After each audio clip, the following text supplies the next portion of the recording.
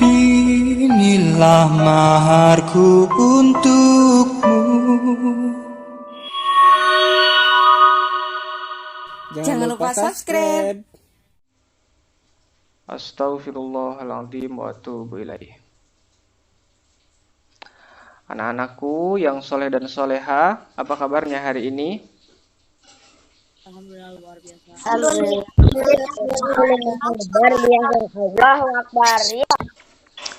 Alhamdulillah, kita bersyukur kepada Allah Subhanahu wa Ta'ala, karena pagi ini kita masih dapat berkumpul untuk menghafal dan memurojaah Al-Quran. Banyak di luar sana yang pagi-pagi hari Sabtu seperti ini masih tidur. Nah, berarti mereka yang masih tidur dan menggunakan waktu subuhnya bukan buat Al-Quran, mereka belum dikasih kenikmatan oleh Allah Subhanahu wa Ta'ala. Betapa nikmatnya bangun subuh kemudian mengaji Al-Quran. Dan beruntunglah kalian, anak-anakku yang soleh dan solehah, mampu bangun, Allah berikan kekuatan untuk bangun, kemudian ngaji di subuh hari. Sebagaimana yang kemarin Ustadz bilang bahwa salah satu hikmah dari kisah Nabi Ibrahim adalah melaksanakan perintah Allah walaupun itu terasa berat. Ya, walaupun terasa berat. Bangun subuh itu berat, tapi kalian tetap berusaha untuk bangun subuh, melaksanakannya untuk sholat berjamaah dan untuk menghafal Al-Quran. Subhanallah. Ya, Ustadz ucapkan terima kasih kepada kalian. Semoga kalian menjadi anak yang soleh dan soleha. Semoga Allah memberikan kesehatan dan kekuatan kepada kalian semua. Amin ya Allah ya Rabbal Alamin. Anak-anakku yang soleh dan soleha, kita itu agamanya itu apa? Agamanya Islam. Islam itu memiliki nabi yang wajib kita imani, yang wajib kita ikuti. Siapa beliau? Nabi Muhammad SAW. Atas perjuangannya, atas pengorbanannya, dakwahnya sampai kepada kita, dan kita mampu mengenal Islam. Nah, Nabi Muhammad itu, ada yang tahu siapa ayahnya? Pintar, Abdullah. Ada yang tahu siapa ibunya? Aminah. Aminah, pintar. Bapaknya Abdullah, ibunya Aminah dilahirkan di mana? Di mana Sisi? Mekah. Di Mekah, pintar. Ya, dilahirkan di Mekah, meninggal di Madinah. meninggal di Madinah. Ya. Rasulullah itu punya anaknya ada berapa? Sedikit banget. Anaknya ada 7, perempuan 4, laki-laki 3. Nah, Rasulullah itu ayahnya meninggal ketika Rasulullah masih ada dalam kandungan. Usianya ketika Rasulullah berada dalam kandungan. Sementara ibunya meninggal ketika Rasulullah berusia 5 tahun. Tuh. Jadi Rasulullah menjadi yatim piatu pada usia 5 tahun. Kemudian Rasulullah dirawat oleh kakeknya. Kakeknya juga malah meninggal pada waktu Rasulullah usia 8 tahun. Nah, jadi ibunya meninggal, bapaknya meninggal, kakeknya juga meninggal. Jadi Rasulullah hidup sendirian. Kemudian Rasulullah dirawat oleh siapa? Ada yang tahu siapa yang merawat Rasulullah? Pamannya. Pamannya. Siapa namanya pamannya? Abu Talib. Iya, pamannya itu namanya Abu Talib. Abu Talib ini adalah seseorang yang kekurangan, yang hartanya tidak banyak, alias miskin ya. Jadi Rasulullah untuk menghidupi dirinya itu dia harus berternak gitu, mengembala kambing, bukan berternak, mengembala kambing Jadi Rasulullah pas kecil itu suka mengembala kambing, mengembala kambingnya orang-orang Mekah pada waktu itu. Rasulullah, orang-orang Mekah menitipkan kambingnya kepada Rasulullah Shallallahu Alaihi Wasallam. Kemudian sama Rasulullah digembala di tengah-tengah padang pasir, diatur sama Rasulullah Shallallahu Alaihi Wasallam. Kemudian dikembalikan kepada pemiliknya dan Rasulullah mendapatkan upah. Nah, hebat Rasulullah. Dari kecil dia sudah berusaha untuk mencari makan sendiri. Gitu. Dan Rasulullah itu memiliki sifat jujur sehingga orang-orang itu percaya kepadanya. Anak-anakku yang Ustadz banggakan, ada sebuah hadis di dalam hadis Bukhari, apa bunyinya? Innama bu'itstu liutammima makarimal akhlak. Ada yang hafal nggak hadisnya? Enggak. Innama bu'itstu. Coba ikuti Ustaz. Innama bu'itstu Tuh. liutammima makarimal akhlak. Yaitu artinya sesungguhnya aku diutus untuk menyempurnakan akhlak. Sesungguhnya aku diutus. Iya. Aku diutus akhlak. Jadi Rasulullah SAW diutus untuk menyempurnakan akhlak. Pada waktu itu nak, di Mekah itu orang-orang itu akhlaknya benar-benar di luar batas kemanusiaan. Orang-orang Mekah pada waktu itu makanya disebutnya juga zaman jahiliyah. Zaman apa? Jahiliyah. Artinya zaman jahiliyah itu zaman kebodohan. Iya. Zaman kebodohan. Kenapa disebut kebodohan? Nih, karena dia tidak mengenal Tuhannya. Pertama itu. Yang kedua nih, pada waktu itu di Mekah, mereka membunuh anak-anak perempuannya karena malu. Anak-anak perempuannya dibunuh karena malu. Jadi kalau punya anak perempuan itu merupakan aib baginya. Coba bayangkan pada waktu itu, setiap bayi perempuan dibunuh. Mau dibunuh Fadila sama ayahnya? Gak mau kan? Alhamdulillah. Berkat Rasulullah, dakwahnya Rasulullah, tidak ada lagi anak-anak perempuan yang dibunuh. Gitu. Mereka kalau misalkan anak laki-lakinya juga sama. Mereka membunuh anak laki-lakinya karena takut kelaparan. Jadi anak-anak perempuannya dibunuh, anak-anak laki-lakinya juga dibunuh. Itu gimana? Nah, itulah yang bikin populasi manusia itu tuh dikhawatirkan akan punah. Yang akhirnya Rasulullah diutus ke situ untuk memperbaiki akhlak-akhlak tersebut. Nah, pergaulan bebas di mana-mana, orang menyembah berhala di mana-mana. Ketika Rasulullah datang, semua berhala itu dihancurkan, tidak ada lagi perzinahan, tidak ada lagi pergaulan bebas. Rasulullah mengatur semuanya. Nah, Rasulullah itu dakwahnya dengan apa sampai diterima tuh? Rasulullah itu dakwahnya dengan akhlak. Akhlak Rasulullah yang wajib kita tiru itu apa saja sih Ustadz? Nah, akhlak Rasulullah yang wajib kita tiru itu yang pertama sabar. Sering Ustadz cerita tentang kesabaran. Sering Ustadz ya mengulang-ulang tentang kesabaran. Di dalam Al-Quran disebutkan Innallaha ma'as-sabirin. Sesungguhnya Allah bersama orang-orang yang sabar. Rasulullah itu merupakan sosok yang paling sabar. Makanya Rasulullah itu disebut, salah satu gelarnya itu adalah ulul azmi. Nabi ulul azmi.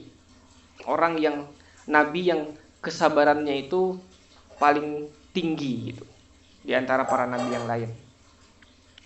Nah, Rasulullah dia selalu sabar menghadapi cacian, menghadapi makian, bahkan bukan cuma ucapan aja, tapi Rasulullah pernah dilempari sama kotoran unta.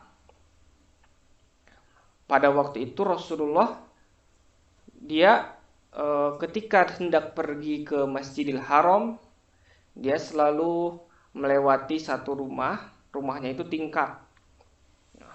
Tiap hari Rasulullah selalu dilempari oleh kotoran unta dari atas, dilempar tepat di kepalanya.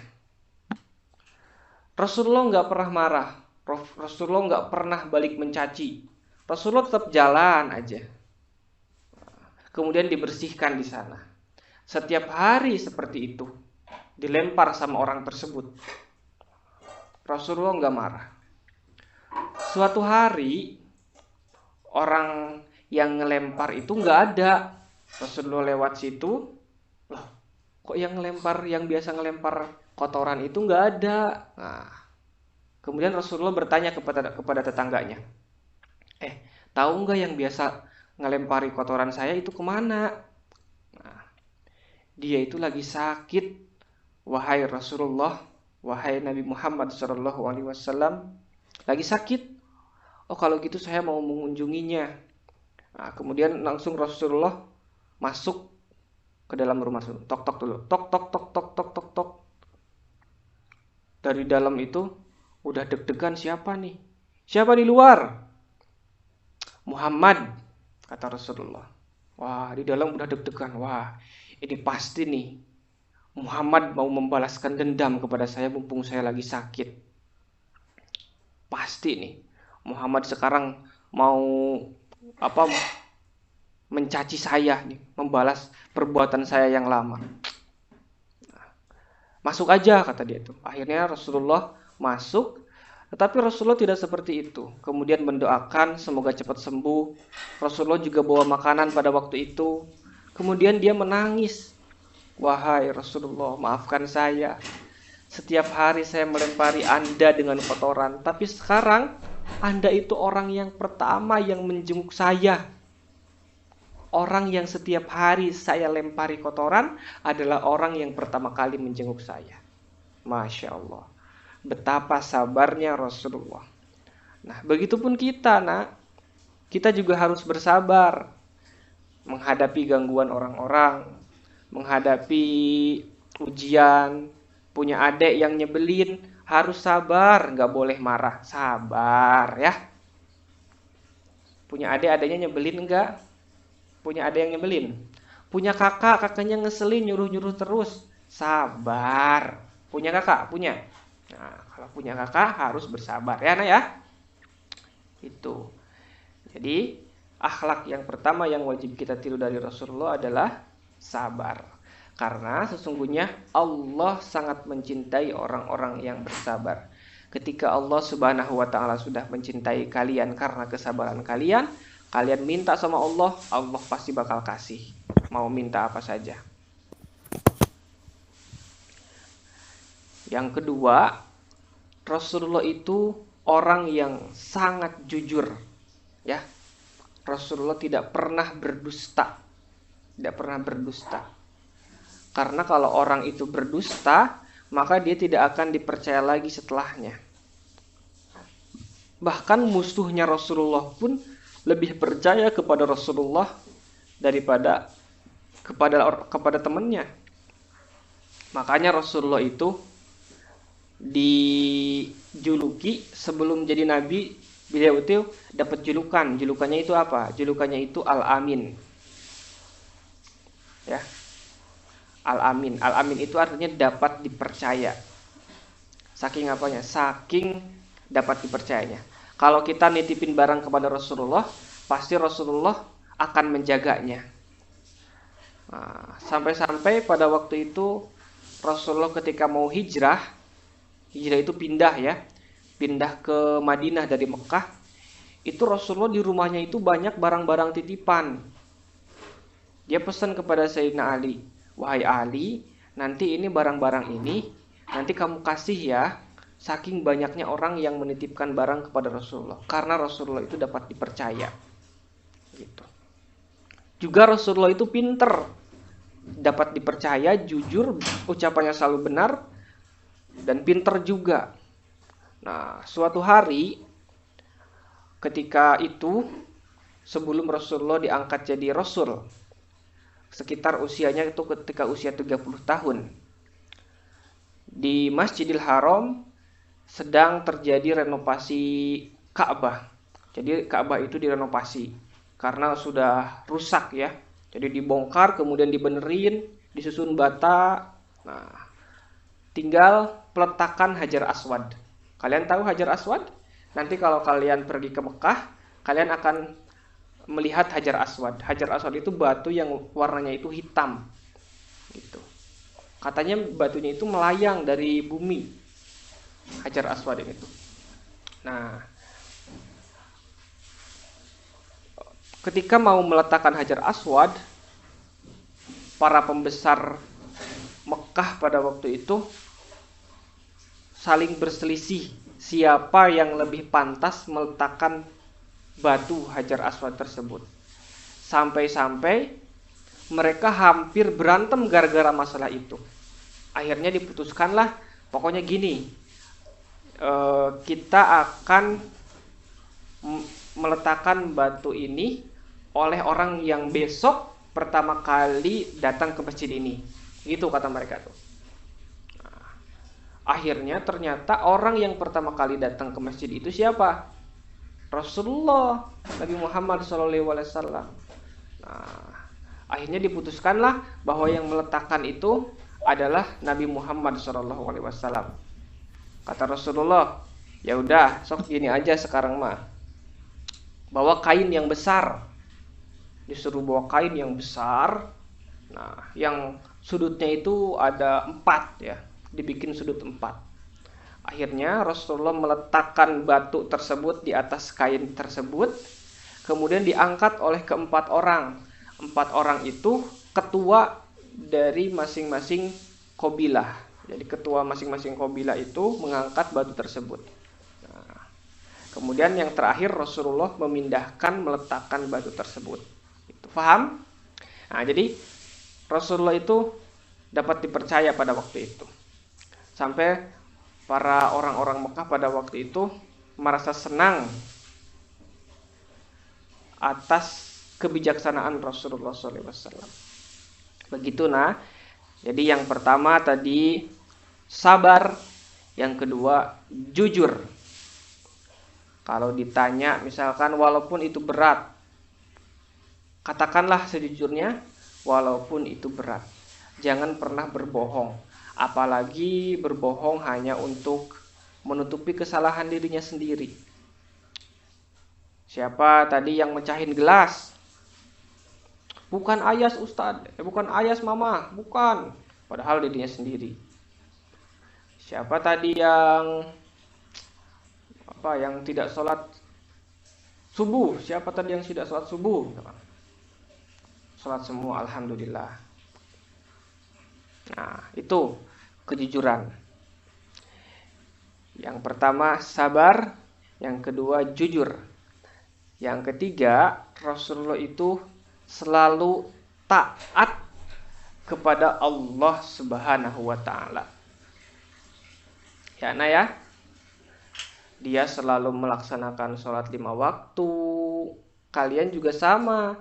Kalian juga harus taat kepada Allah Subhanahu wa taala, menjalankan perintahnya, menjauhi larangannya.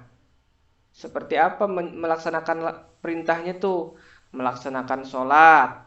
Ya, sholat itu ada 5 waktu: subuh, zuhur, asar, maghrib, isya. Laksanakan sholat tersebut 5 waktu sesuai dengan waktunya. Itu tepat waktu, jangan ngaret. Jangan sholat zuhur jam 2:30, mau asar baru sholat zuhur. Sholat subuh jam 7 pagi karena kesiangan bangunnya. Itu sholat subuh apa sholat duha. Nah, jangan sampai seperti itu. Ketika terdengar azan, langsung segera sholat. Berangkat ke masjid bagi laki-laki. Nah, terus apa? Puasa. Ya. Siapa di sini yang masih puasanya belum full? 1 bulan kemarin. Sudah full. Full ya? Alhamdulillah. Full. Rafa full enggak Rafa? Full. Full? Bagus, Masya Allah. Hebat-hebat ya. Nah, harus full itu puasanya.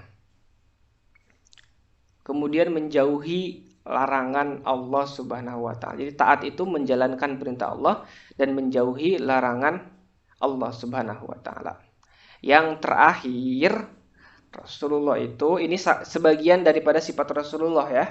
Rasulullah itu selalu menghormati orang tua, orang yang lebih tua gitu. Dan perilaku ini diikuti oleh sahabat-sahabatnya. Oleh Sayyidina Ali, oleh Abu Bakar. Ya. Ini Ustaz mau cerita nih tentang Sayyidina Ali. Dan menjadi asbabnya kenapa sholat itu pas habis ruku, terus kemudian berdiri, bilangnya apa? Sami Allahu liman hamidah. Kenapa sami Allahu liman hamidah? Kenapa enggak Allahu Akbar lagi? Allahu Akbar, kenapa enggak Allahu Akbar lagi? Kenapa harus sami Allahu liman hamidah? Nah, ini asbabnya itu karena kisahnya Sayyidina Ali. Gitu. Sayyidina Ali pada waktu itu dia hendak pergi ke masjid subuh-subuh. Jam 5, jam setengah 4-an, jam setengah 5-an. Gitu. Di tengah-tengah perjalanan dia lihat seorang kakek yang tua. Jalannya aja tuh udah pakai tongkat. Pelan banget. Karena Sayyidina Ali menghormati orang yang lebih tua, dia tidak mau jalan lebih dulu, mendahului orang yang lebih tua. Akhirnya Sayyidina Ali berjalan di belakang kakek tersebut. Nah, berjalannya itu lama banget. Nunggu siapa? Nunggu kakek tersebut jalan di belakangnya. Sementara di masjid udah mau qomat nih. Wah, ini gimana nih? Sayyidina Ali belum datang juga. Nungguin Sayyidina Ali sholat berjamaah. Tapi ini bentar lagi matahari terbit kalau nggak sholat subuh berjamaah nih. Ya udah sholat aja. Nah, akhirnya sholat kan. Allahu Akbar. Rakaat pertama. Rasulullah yang jadi imam. Bismillahirrahmanirrahim. Alhamdulillahirabbil alamin. Dulu rukunya itu masih Allahu Akbar ya. Allahu Akbar, Allahu Akbar. Sampai sujud. Allahu Akbar. Kemudian berdiri lagi. Allahu Akbar. Al-Fatihah lagi. Bismillahirrahmanirrahim. Sayyidina Ali belum datang juga tuh. Jadi kan kalau sholat berjamaah itu, kalau misalkan lewat ruku, itu dia nggak dapat berjamaah. Tapi kalau pas ruku, dia dapat pahala berjamaah gitu. Dihitungnya berjamaah. Nah. Terus selesai Al-Fatihah, kemudian baca surat. Suratnya yang agak panjang, sengaja Rasulullah bacanya yang panjang. Biar Sayyidina Ali keburu sholat berjamaah. Nah, tapi Sayyidina Ali belum datang juga karena nungguin kakek tersebut, menghormati kakek tersebut. Gitu. Nah, kemudian ruku. Nah, ketika ruku Rasulullah ini, malaikat tahan pundaknya Rasulullah. Dan malaikat juga tahan terbitnya matahari. Jadi matahari sempat tertahan terbitnya pada waktu itu. Ditahan sama malaikat, juga ditahan rukunya Rasulullah. Jadi Rasulullah ruku aja sebelum Sayyidina Ali datang ke masjid. Nah, sampai ternyata udah lewat masjid, ternyata kakek tadi itu bukan orang Islam. Gak berangkat ke masjid. Lewat masjid, lewat doang. Kemudian Sayyidina Ali segera langsung dia ruku, langsung masuk ke masjid, kemudian ikut ruku, baru ketika Sayyidina Ali ruku, kemudian Rasulullah sebagai imam mengangkatkan kepalanya berdiri dari ruku sambil mengucapkan Sami Allahu liman hamidah. Bukan Allahu Akbar lagi. Nah, matahari juga dilepaskan lagi. Apa artinya Sami Allahu liman hamidah itu? Sami Allahu liman hamidah itu artinya Allah mendengar orang yang memuji dirinya. Gitu. Ya, artinya itu Allah mendengar orang yang memuji. Siapa yang memuji itu? Sayyidina Ali tadi. Sayyidina Ali tidak mau terlambat sholat berjamaah, tapi dia juga mengutamakan menghormati orang tua tadi. Sampai sebegitunya Sayyidina Ali menghormati orang yang lebih tua daripadanya. Nah, sementara anak-anak zaman sekarang sama orang tua tidak sopan. Nggak boleh ya, sama orang tua harus sopan. Kalau ketemu cium tangan. Ya, begitu. Kalau berbicara tidak boleh lebih tinggi. Terus kalau kepada yang lebih tua bilangnya kakak, aa, teteh. Ya, mas. Nggak boleh manggil nama. Gitu. Menghormati orang yang lebih tua daripada kita. Begitu. Nah, jadi kesimpulannya anak-anak yang soleh dan solehah, di antara sifat yang wajib, sifat Rasulullah yang wajib kita teladani, tadi yang pertama apa? Sabar. Pintar. Yang kedua apa? Jujur. Jujur, betul. Yang ketiga? Taat kepada Allah. Taat kepada Allah. Yang keempat? Amanah. Orang Iya. Ya, menghormati orang tua baru 4 ya. Ya 4 aja nggak apa-apa. Alhamdulillah sudah jam 6.15. Ada yang mau bertanya? Ngantuk ya, ngantuk ya? Enggak, Masya Allah. Nah, anak-anak yang soleh dan solehah, alhamdulillah, semoga bermanfaat. Semoga hari ini kalian juga bermanfaat. Semoga Allah memberikan perlindungan kepada kalian semua. Allahumma arhamni bil Qur'an waj'alhu li imaman wa hudan wa rahmah. Allahumma dzakkirni minhu ma nasitu wa 'allimni minhu ma jahiltu warzuqni tilawatahu ana al-laili wa atrafan nar waj'alhu li hujjat ya rabbal alamin. Wassalamualaikum warahmatullahi wabarakatuh.